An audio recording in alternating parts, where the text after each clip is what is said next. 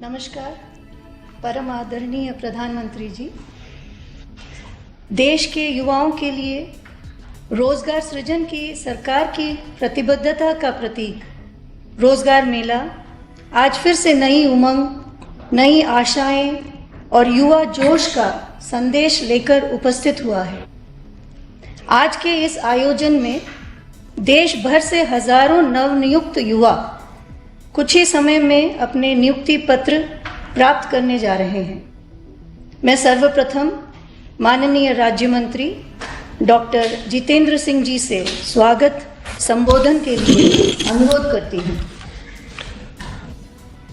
परमादरणीय प्रधानमंत्री जी, आपने देशवासियों से जो 10 लाख सरकारी नौकरियां देने का वादा किया था, उसी क्रम को आगे बढ़ाते हुए आज एक बार फिर से हम आपके सामने उपस्थित हैं। आज एक बार फिर आपके बटन दबाने के साथ ही 70,000 से अधिक नियुक्ति पत्र जारी कर दिए जाएंगे और आज एक बार फिर इन नियुक्ति पत्रों को प्राप्त करने वाले उम्मीदवार देश के भिन्न भिन्न राज्यों और भिन्न भिन्न केंद्रीय शासित प्रदेशों में फैले हुए हैं। नियुक्ति पत्र के साथ साथ इनमें से प्रत्येक उम्मीदवार को मिशन कर्मयोगी प्रारंभ की सुविधा भी उपलब्ध करवा दी जाएगी, ताकि अपनी नई जिम्मेवारी ग्रहण करते हुए अपने नए दायित्व के लिए वो अपने आप को प्रशिक्षित कर सके। प्रधानमंत्री जी, गत 9 वर्षों में आपके नेतृत्व में रोजगार के विषय को लेकर के प्रमुखता 2 स्तर पर काम हुआ है। जहां एक और लाखों की संख्या में सरकारी नौकरियां उपलब्ध करवाई गई, रिक्त पदों को भर दिया गया, नई वैकेंसीज पैदा की गई, वहीं साथ ही साथ आपने सरकारी नौकरी से बाहर लाखों की संख्या में रोजगार के कई अनेक विकल्प भी उपलब्ध करवाए, जिनमें से बहुत से सरकारी नौकरी से भी शायद अधिक आकर्षक रहे।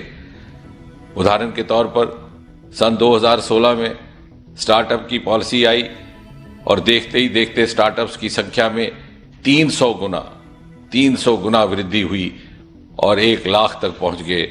आज हम स्टार्टअप की दुनिया में तीसरे दर्जे पर खड़े हैं। आपने अंतरिक्ष विभाग के दरवाजे खोल दिए। 2-3 वर्षों के भीतर वहां 150 से अधिक स्टार्टअप इसरो के साथ काम कर रहे हैं। आप ही के नेतृत्व में अरोमा मिशन प्रारंभ किया गया। आज हजारों की संख्या में एग्री स्टार्टअप्स का एक नया वर्ग उभर करके सामने आया है। साथ ही साथ आपने सेक्टोरल डेवलपमेंट के कार्यों को गति शक्ति प्रदान की और रातों रात रोजगार के भिन्न भिन्न साधन उपलब्ध हुए हैं। मिसाल के तौर पर जहां मेट्रो की पटरी मात्र 600 मीटर प्रति माह तैयार हुआ करती थी, आज उसकी रफ्तार बढ़ गई, 6 किलोमीटर प्रति माह की रफ्तार से वो निर्माणित हो रही है। जहां PMGSY की सड़कें मात्र 3.25 लाख किलोमीटर तक तामीर हुई थी, आज वो बढ़ करके लगभग 8 लाख किलोमीटर हो गया। जहां विश्वविद्यालय मात्र 725 थे, उनमें से 300 और अधिक केवल 9 वर्षों में जुड़े। जहां मेडिकल कॉलेज 145 थे, उनमें 250 से अधिक लगभग 270 9 साल में जुड़े। साथ ही साथ आपने नौजवानों के लिए आर्थिक एवं तकनीकी सहयोग के भी प्रावधान लाए। उदाहरण के तौर पर मुद्रा योजना लगभग 25 लाख करोड़ वितरित हुआ है और 60% से अधिक लाभार्थी महिलाएं हैं। प्रधानमंत्री स्वनिधि के तहत लगभग 40 लाख वेंडर ग्रुप्स को इसका लाभ पहुंचा है। इसी प्रकार खादी उद्योग में जो आपने सब्सिडी दी, वो लगभग 1 लाख करोड़ टर्नओवर तक खादी उद्योग जा पहुंचा है। जहां पहले खिलौनों का आयात होता था, आज निर्यात हो रहा है। प्रधानमंत्री जी, आज भी ये कार्यक्रम देश के 43 भिन्न भिन्न स्थानों पर एक साथ एक समय में देखा जा रहा है। वो सब लोग आपका संबोधन सुनने के लिए, आपका मार्गदर्शन प्राप्त करने के लिए बेचैन हैं। इसलिए और कुछ ना कहते हुए मैं अपनी बात यहीं समाप्त करता हूं। धन्यवाद माननीय मंत्री जी। रोजगार मेले की आज की कड़ी जहां एक और युवा उल्लास और उनकी ऊंची उड़ानों का संदेश लाही है, वहीं भारत के तेजी से बदलते स्वरूप, संकल्पों को सिद्धि में बदलने की गौरव यात्रा और सर्वस्पर्शी विकास की उपलब्धियों का संदेश भी लेकर आई है। इसी संदेश को सभी तक पहुंचाने के लिए प्रस्तुत है एक लघु फिल्म।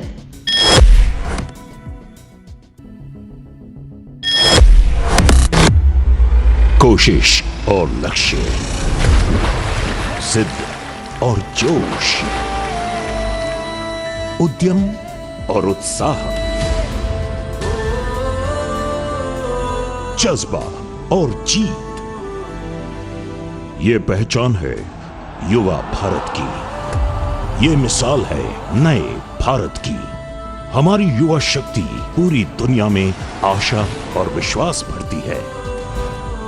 आज कौशल विकास से लेकर नवाचार और स्टार्टअप तक यशस्वी प्रधानमंत्री श्री नरेंद्र मोदी जी के नेतृत्व में देश लगातार युवाओं की आकांक्षा, ऊर्जा और उत्साह को अवसरों से जोड़ रहा है।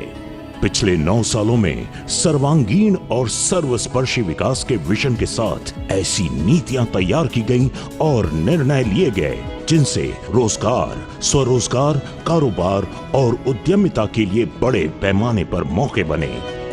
डिजिटल इंफ्रास्ट्रक्चर से लेकर फिजिकल इंफ्रास्ट्रक्चर तक अभूतपूर्व स्पीड और स्केल से बदलाव हुए हैं, जिन्होंने रोजगार सृजन में निर्णायक भूमिका निभाई है।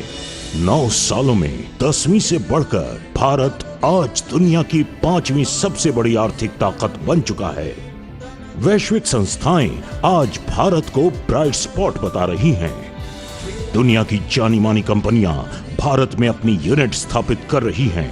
पिछले 9 वर्षों में लगभग $600 बिलियन का विदेशी प्रत्यक्ष निवेश हुआ है, जो अभूतपूर्व है। आज देश में एक मजबूत इकोसिस्टम तैयार हुआ है, जिसमें युवाओं के लिए असीमित संभावनाएं और उज्जवल भविष्य की सशक्त नींव है। इसी कड़ी में प्रधानमंत्री जी के विजन के तहत रोजगार मेला समयबद्ध और ट्रांसपेरेंट तरीके से 10 लाख युवाओं को सरकारी नौकरियां उपलब्ध कराने के लिए की गई एक अहम पहल है। साथियों, युवाओं को अवसर देने और देश के विकास में उनके सामर्थ्य का उपयोग करने की दिशा में रोजगार मेले का आयोजन हो रहा है। इस लक्ष्य को हासिल करने के लिए सरकारी और पब्लिक सेक्टर के अनेक संस्थान अपना योगदान दे रहे हैं। रोजगार मेले के तहत भारत और राज्य सरकारों द्वारा हजारों युवाओं को हर महीने नियुक्ति पत्र सौंपे जा रहे हैं। 2014 से 2023 तक के 9 वर्षों में एसएससी, यूपीएससी और रेलवे रिक्रूटमेंट बोर्ड ने 8,82,000 से अधिक सरकारी पदों पर नियुक्तियां की हैं, जो कि पिछली सरकार के 9 वर्षों की तुलना में 26% से भी अधिक है। गत 9 वर्षों में मार्च 2023 तक एसएससी द्वारा की गई भर्तियां 58% बढ़कर 4 लाख से भी अधिक हो चुकी हैं। सरकार में अपनी जिम्मेदारी बखूबी निभा सके, इसके लिए सभी नवनियुक्तों को 10 लाख से भी अधिक कर्मयोगी इस पोर्टल पर प्रशिक्षण पा रहे हैं। Right now, I got selected in the income tax department as tax assistant. This Rozgar Mela had made me enormously happy. There was no roadblock and I got my appointment letters in a time bound and hassle-free manner. रोजगार मेले उधमपुर में मुझे यह नियुक्ति पत्र वितरित किया गया है श्री माननीय प्रधानमंत्री नरेंद्र मोदी जी द्वारा। तो इसके लिए सर मैं उनका बहुत बहुत आभार व्यक्त करता हूं और भारत सरकार का बहुत आभार व्यक्त करता हूं। अमृत काल में हमारे युवा कर्मयोगी भारत की विकास यात्रा को और गति देंगे और हमारी समर्थ युवा शक्ति विकसित भारत के संकल्प को मजबूती देगी।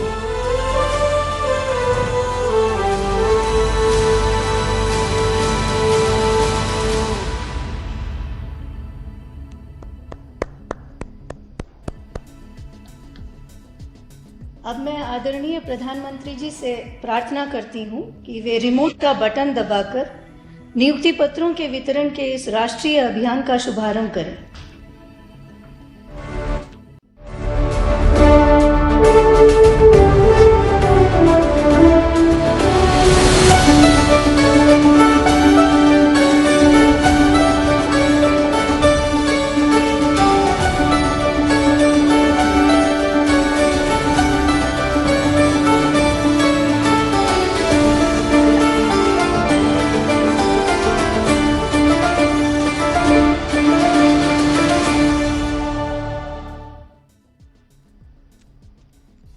मैं आदरणीय प्रधानमंत्री जी से अनुरोध करती हूं कि रोजगार मेले के इस विशेष अवसर पर अपने मार्गदर्शन से हम सभी को एवं देश भर से जुड़ी युवा महाशक्ति को अनुग्रहित करें।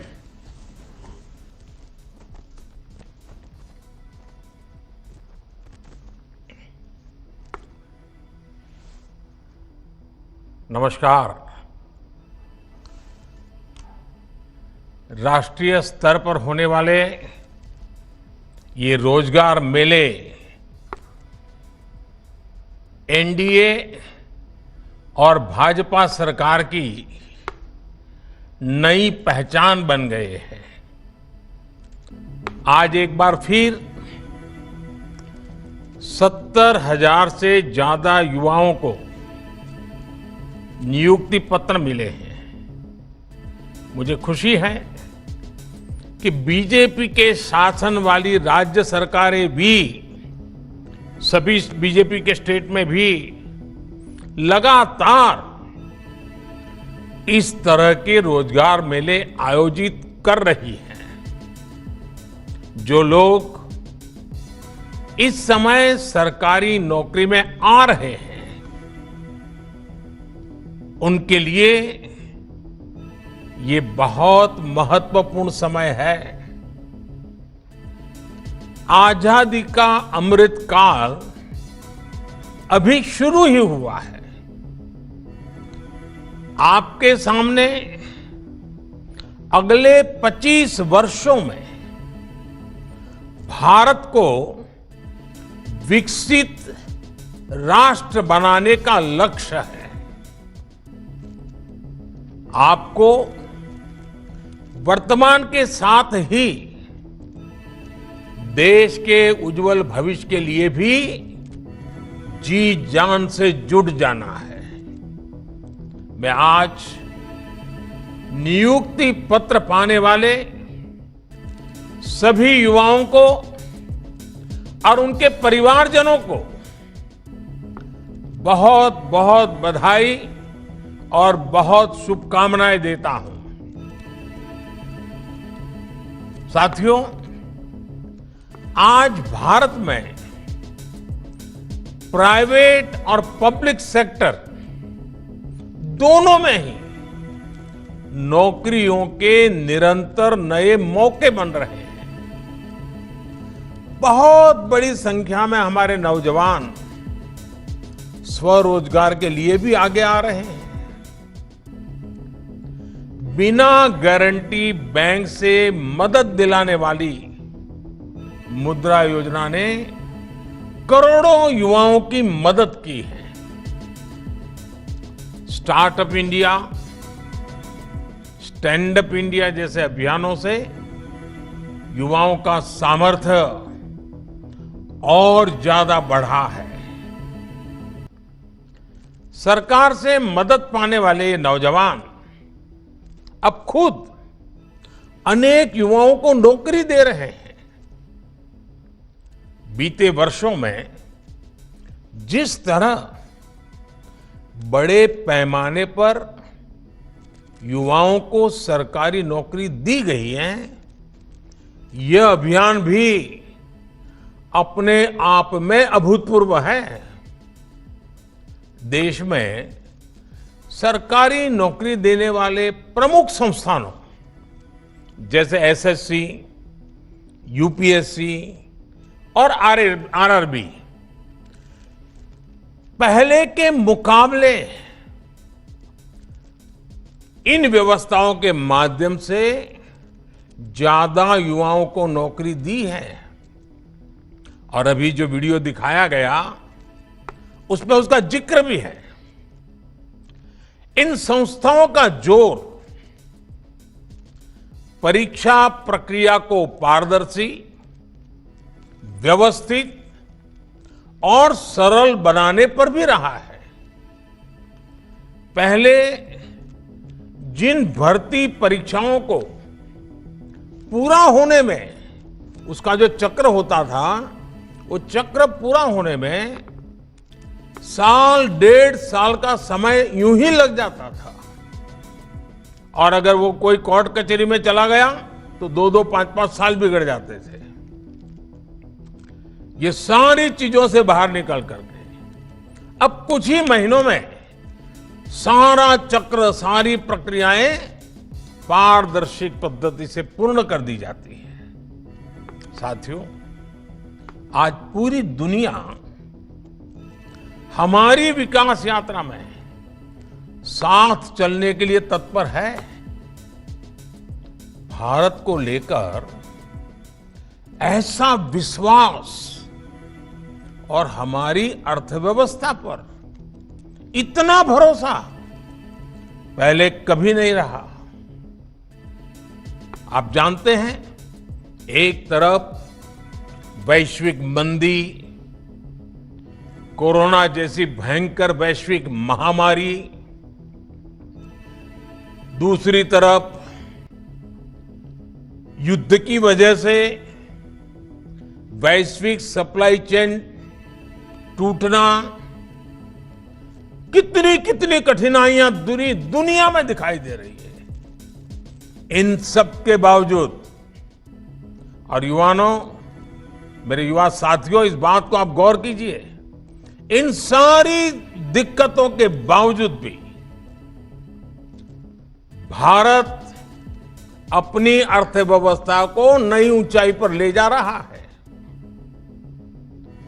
आज विश्व की बड़ी बड़ी कंपनियां मैन्युफैक्चरिंग के लिए भारत आ रही है। आज भारत का विदेशी मुद्रा भंडार रिकॉर्ड स्तर पर है।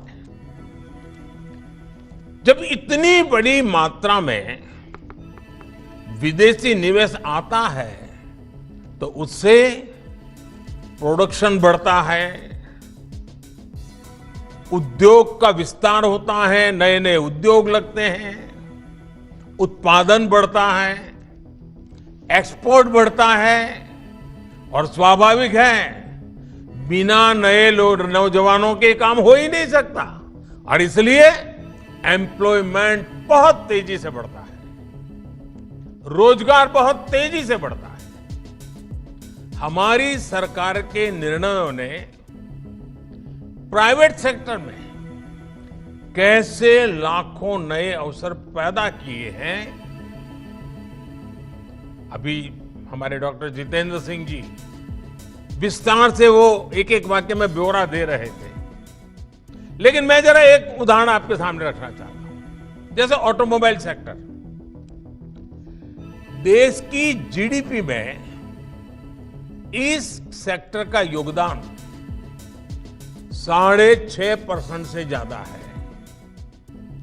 पिछले कुछ वर्षों में भारत की ऑटोमोटिव इंडस्ट्री ने बड़ी छलांग लगाई है। आज भारत से पैसेंजर व्हीकल दुनिया के कई देशों में एक्सपोर्ट उनका बढ़ रहा है।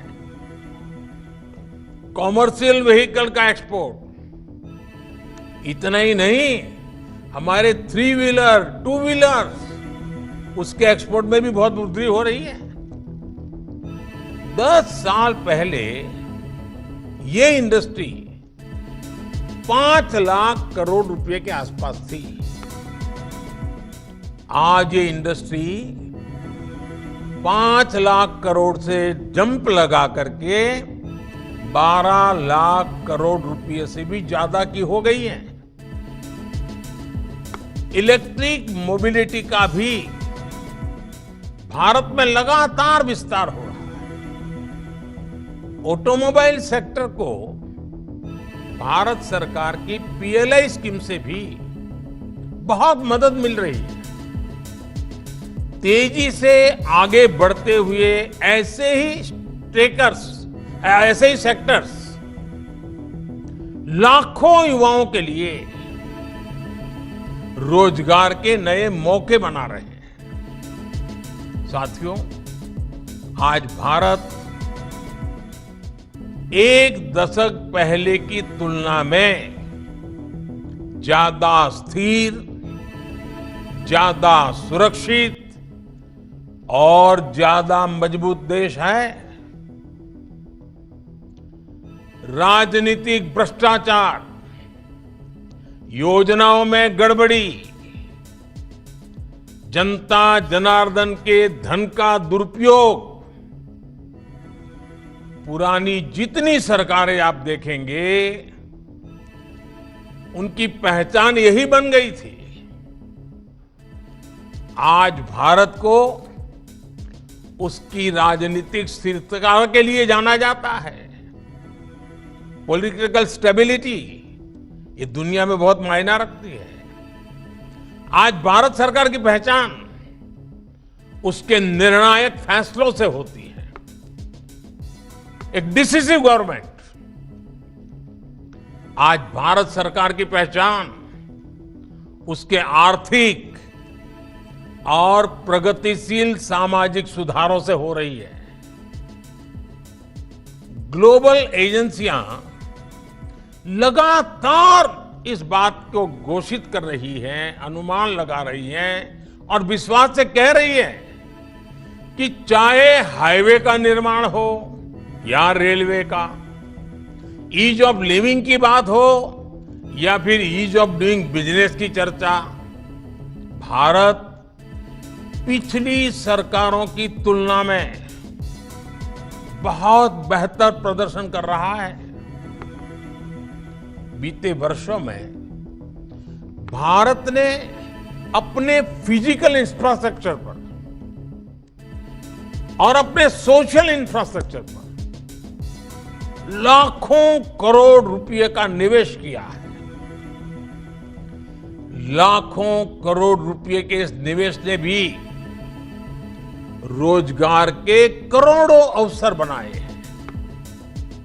अब जैसे सोशल इंफ्रास्ट्रक्चर का मैं एक उदाहरण देता हूं आपको, जो हमारे सामाजिक जीवन से जुड़ा हुआ विषय है, और वो है पानी। और उसके लिए हमने चलाया है जल जीवन मिशन। ये जल जीवन मिशन, उसके पीछे अब तक करीब करीब 4 लाख करोड़ रुपए खर्च हो चुके हैं। 4 लाख करोड़ रुपए खर्च हो रहे हैं। जब ये मिशन शुरू हुआ था तो ग्रामीण इलाकों में हर 100 में से, यानी 100 घर अगर गांव में हैं तो सिर्फ 15 घर ही थे जहां पाइप से पानी आता था। ये मैं एवरेज बता रहा हूं। 100 घर में से 15 घर में पाइप से पानी आता था। आज जल जीवन मिशन की वजह से हर 100 में से 62 घरों में पाइप से पानी आने लगा है और अभी भी तेज गति से काम चल रहा है। आज देश के 130 जिले ऐसे हैं, ये छोटा क्षेत्र नहीं है, 130 जिले ऐसे हैं जहां के हर गांव में, हर घर में नल से जल आता है। और साथियों, जिन घरों में अब साफ पानी पहुंच रहा है वहां लोगों का समय भी बचा है, लेकिन इससे ज्यादा महत्वपूर्ण जो लाभ हो रहा है वो गंभीर बीमारियों से भी बचे हैं। पीने का शुद्ध पानी आरोग्य के लिए बहुत बड़ी औषधि बन जाता है। एक स्टडी में सामने आया है कि जब हर घर पाइप से पानी पहुंचने लगा तो डायरिया से होने वाली 4 लाख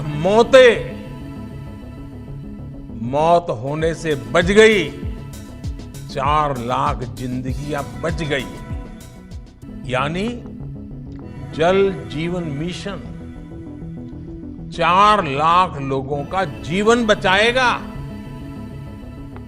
ये स्टडी ये भी कहती है कि हर घर जल पहुंचने से देश के गरीबों के 8 लाख करोड़ रुपए से अधिक बचने वाले हैं। यानी गरीब के घर में पैसा बचने वाला है, मध्यम वर्ग के परिवार का पैसा बचने वाला है। ये पैसे वो पानी का इंतजाम करने में, पानी से होने वाली बीमारियों के इलाज में खर्च करना पड़ता था उनको। जल जीवन का एक और बड़ा लाभ ये भी होगा कि इससे महिलाओं का बहुत सारा समय भी बचेगा।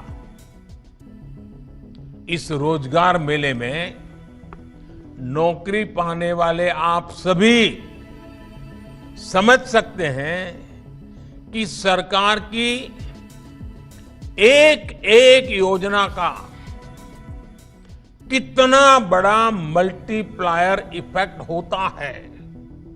जल जीवन मिशन का उदाहरण आपके सामने मैंने रखा है। ऐसे ही आप जब अब सरकारी व्यवस्था में आए हैं तो सरकार की हर योजना को, अपने विभाग के हर लक्ष्य को तेजी से प्राप्त करने के लिए पूरी मेहनत करेंगे। ये मेरा आपसे भरोसा भी है, अपेक्षा भी है। साथियों, देश में चल रहा ये रोजगार अभियान पारदर्शिता और सुशासन, गुड गवर्नेंस दोनों का ही प्रमाण है। हम सभी ने देखा है कि कैसे हमारे देश में परिवारवादी पॉलिटिकल पार्टियों ने हर व्यवस्था में भाई भतीजावाद को बढ़ावा दिया। जब सरकारी नौकरी की बात आती थी तो उसमें ये परिवारवादी पार्टियां भाई भतीजावाद, सिफारिश और भ्रष्टाचार को ही बढ़ावा देती थी। इन परिवारवादी पार्टियों ने देश के करोड़ों युवाओं के साथ विश्वासघात किया है। 2014 में हमारी सरकार बनने के बाद अब भर्ती परीक्षाओं में पारदर्शिता भी आई है और भाई भतीजावाद भी खत्म हो रहा है। केंद्र सरकार में ग्रुप सी और ग्रुप डी की भर्ती में इंटरव्यू समाप्त होने का लाभ लाखों युवाओं को हुआ है। एक तरफ हमारी सरकार के ये ईमानदार प्रयास है तो दूसरी तरफ, और ये बात मैं चाहता हूं मेरे नौजवान पूरा समझने का प्रयास करें, हकीकतों के आधार पर कुछ बातें आ रही है। दूसरी तरफ भाई भतीजावाद है। अभी आपने एक दो दिन पहले मीडिया में आई रिपोर्ट देखी होगी, अखबारों में, टीवी पे काफी कुछ देखने को मिला। एक राज्य की उसमें चर्चा है और चर्चा क्या है? एक राज्य में cash for job cash for job के घोटाले की जांच में जो बातें बाहर निकल करके आई हैं वो मेरे देश के नौजवानों के लिए बहुत बड़ा चिंता का विषय लेके आई है। उस राज्य का क्या पद्धति है, क्या बात उभर करके आई है। नौकरी सरकारी चाहिए तो हर पद के लिए, जैसे होटल में आप खाना खाए जाए और रेट कार्ड होता है ना, हर पद के लिए रेट कार्ड है। रेट कार्ड बताया गया और रेट कार्ड भी कैसा है, छोटे छोटे गरीबों को लूटा जा रहा है।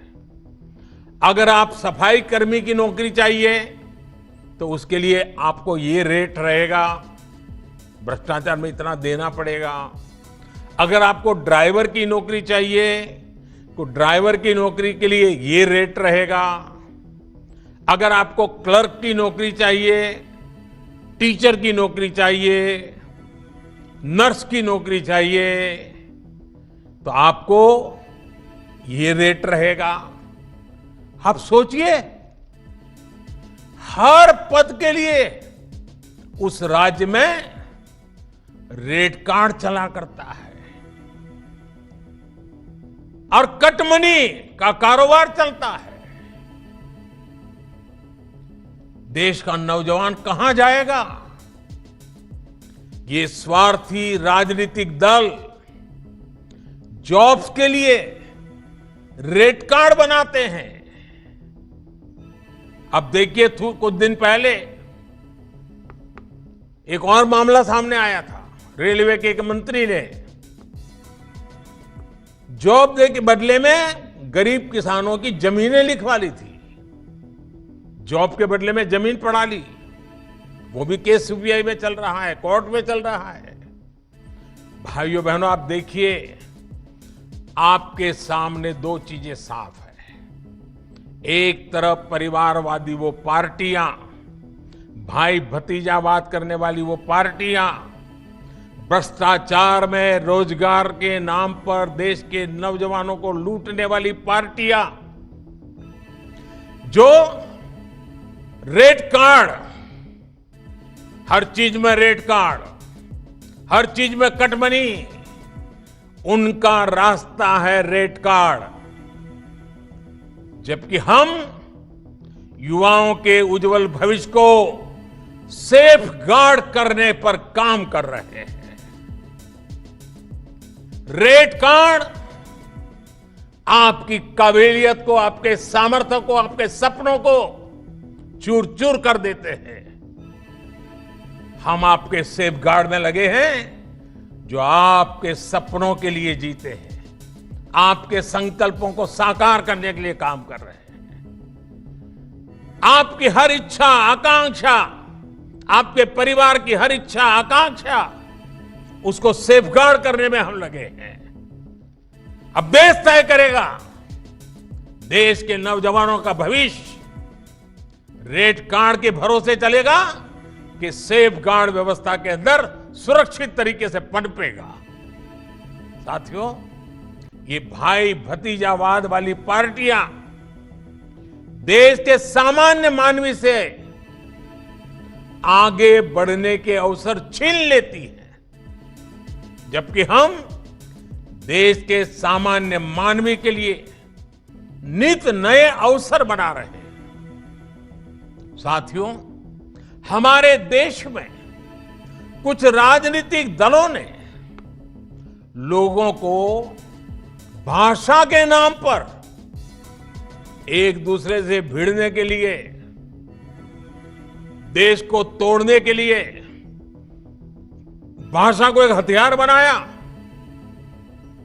लेकिन हम भाषा को लोगों को रोजगार देने, उन्हें सशक्त करने का माध्यम बना रहे हैं। हमारी सरकार ये सुनिश्चित कर रही है कि किसी को अपना सपना पूरा करना हो तो कोई भी भाषा उसके सामने दीवार न बने। भारत सरकार आज जिस तरह मातृभाषा में भर्ती परीक्षा पर जोर दे रही है, एंट्रेंस एग्जाम पर जोर दे रही है, उसका भी सर्वाधिक लाभ मेरे देश के बेटे बेटियों को मिल रहा है, हमारे नौजवानों को हो रहा है। रीजनल लैंग्वेज में परीक्षा होने से युवाओं को आसानी से अपनी योग्यता साबित करने का अवसर मिला है। साथियों, आज तेजी से आगे बढ़ते हुए भारत में सरकारी व्यवस्थाओं और सरकारी कर्मचारियों के काम करने का तरीका भी तेजी से बदल रहा है।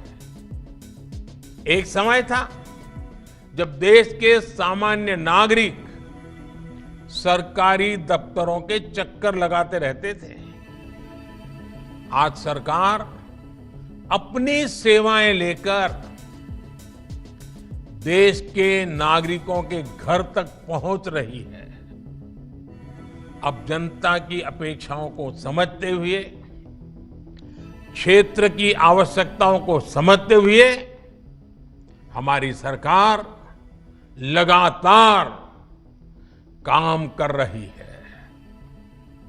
विभिन्न सरकारी दफ्तर और विभाग जनता के प्रति संवेदनशील रहते हुए काम करने पर जोर, ये हमारी प्राथमिकता है। इतने सारे मोबाइल ऐप्स के माध्यम से, डिजिटल सेवाओं के माध्यम से सरकार से मिलने वाली सुविधाएं अब बहुत आसान हो गई है। पब्लिक ग्रीवांस सिस्टम को भी लगातार मजबूत किया जा रहा है। इन बदलावों के बीच आपको भी देश के नागरिकों के प्रति पूरी संवेदनशीलता से काम करना है। आपको इन सुधारों को और आगे बढ़ाना है और इन सब के साथ ही आप लगातार कुछ न कुछ नया सीखने की प्रवृत्ति को हमेशा बनाए रखिएगा। सरकार में प्रवेश ये जिंदगी का आखिरी मुकाम नहीं हो सकता है। आपको इससे भी आगे बढ़ना है और नई ऊंचाइयों को प्राप्त करना है। आपके जीवन के नए सपने, नए संकल्प, नया सामर्थ्य उभर करके आना चाहिए। और इसके लिए सरकार ने ऑनलाइन पोर्टल, ये ऑनलाइन पोर्टल जो है आई गॉड के माध्यम से नई सुविधा बनाई है। हाल ही में इसके यूजर्स की संख्या 10 लाख के आंकड़े को पार कर गई है। इस ऑनलाइन पोर्टल पर उपलब्ध कोर्सेज का आप पूरा फायदा उठाएं। आपको नौकरी में बहुत काम आएगा। आपको प्रगति करने के लिए नए रास्ते खुल जाएंगे। और मैं दोस्तों आपको यहां से आगे देखना चाहता हूं। आप भी आगे बढ़े, देश भी आगे बढ़े। ये 25 साल मेरे लिए आपकी प्रगति का भी है और हम सब के लिए देश की प्रगति का भी है। आइए अमृत काल के अगले 25 वर्षों की यात्रा में हम कंधे से कंधा मिलाकर मिलकर के विकसित भारत के संकल्प को साकार करने की दिशा में तेज गति से चल पड़े, आगे बढ़े। मैं एक बार फिर आपको और आपके परिवार को बहुत बहुत बधाई देता हूं। बहुत बहुत धन्यवाद।